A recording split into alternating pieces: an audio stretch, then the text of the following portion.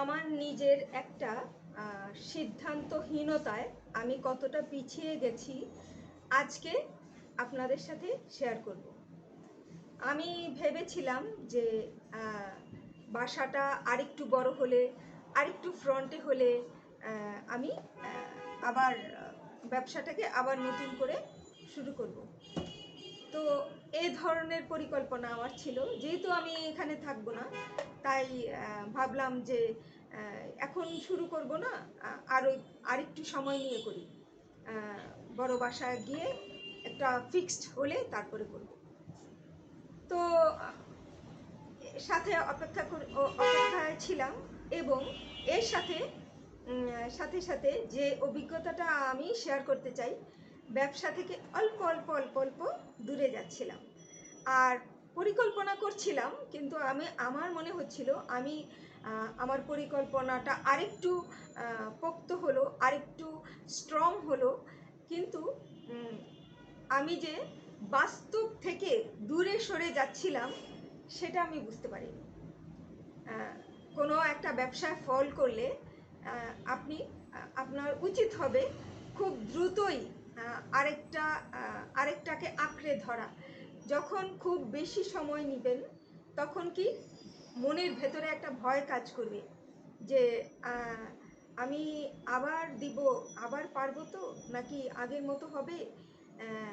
এ ধরনের একটা ভয় কাজ করে।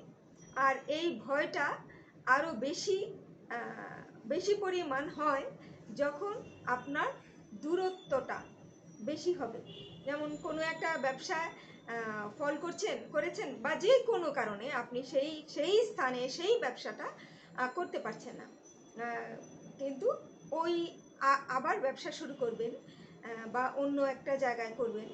এই দূরত্ব, এই সময়ের দূরত্বটা যত কম হয় ততই ভালো। যত বেশি হবে, আপনার ভেতর ভয় চলে আসবে যে এরপরে আপনার মনে হবে যে এই সমস্যা হতে পারে, ও সমস্যা হতে পারে, ওই সমস্যা হতে পারে, এবং নিজের প্রতি অজান্তেই সন্দেহ করা শুরু করবেন যে আমি কি আবার পারবো, বা আবার কি এ ধরনের হবে। আরও বেশি সেটা গভীর হয়ে যায় যখন সেই এন্টারপ্রেনারটা ভাবে যে মানুষ কি বলবে। হ্যাঁ, এই জিনিসটা থেকে আমি বের হয়ে আসছি। আমি চাই না অন্য কেউ এই জিনিসটার ভেতরে থাকুক। না, আপনি মন্দ কিছু করছেন না, আপনি সৎ মন নিয়ে, ভালো উদ্দেশ্য নিয়ে আবার লেগে পড়ুন।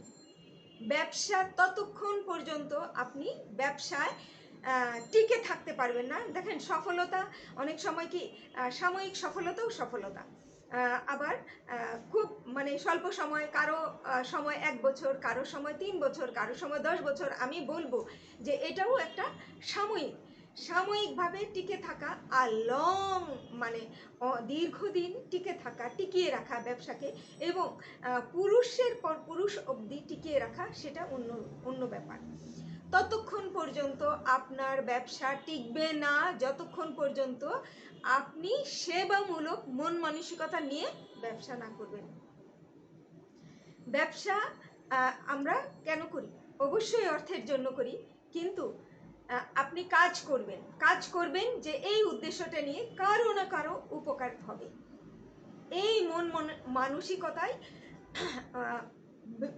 মানে আমি এটাকে বেশি উচ্চে রাখবেন যে আমার দ্বারা এই কাজটা সম্ভব, আমি করতে পারি, আমার এই স্কিলটা আছে, আমি এই সমাজকে দিতে পারবো।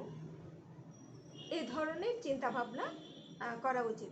আর এই যে একটু আগে বললাম, শুরু থেকে বললাম যে আমি যদি চিন্তা করতাম যে না, আমার ছোট যাই আছে তা নিয়ে আমি ব্যবসা করব। আমার আজকে ছোট ফ্ল্যাট আছে, আজকে আমি ছোট বাসায় আছি, তাতে কি, আমার জীবন যখন যেমন। আমার ভুল ছিল অপেক্ষা করা, আমার ভীষণ ভুল ছিল। আমি যদি সেখানেই ছোট্ট পরিসরে শুরু করতাম, তবে এটা অনেক বুদ্ধিমানের কাজ হতো। এটা আমার ভুল ছিল, আর এই ভুলটা আমি আপনাদের সঙ্গে শেয়ার করলাম।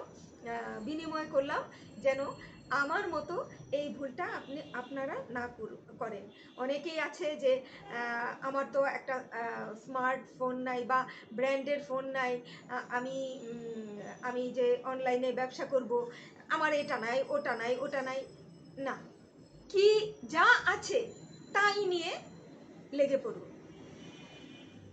যদি ভাবেন যে ওইটা আসলে পরে করব, ওইটাও আসলো না, আপনার করাও হলো না। আর যদি শুরু করে দেন তাহলে ওইটাও কিন্তু আসবে। হ্যাঁ, যদি শুরু করেন আপনার ব্যবসাও হলো, সেই ব্যবসা থেকে আবার একটা ব্র্যান্ডের ফোনও হয়ে যাবে। তাহলে আজকে এই পর্যন্তই, দেখা হবে আগামী পর্বে।